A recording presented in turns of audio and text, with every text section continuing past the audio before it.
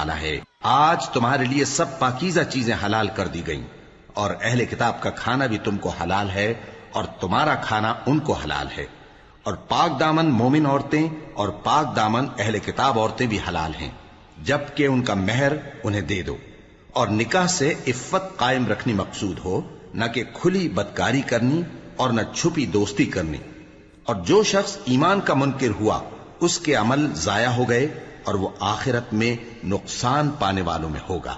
मोमिनो, जब तुम नमाज पढ़ने का कस्द किया करो तो अपने मुंह और कोहनियों तक हाथ धो लिया करो और सर का मसाह कर लिया करो और टखनों तक पांव धो लिया करो। और अगर जनाबत की हालत में हो तो नहा कर पाक हो जाया करो। और अगर बीमार हो या सफर में हो या कोई तुम में से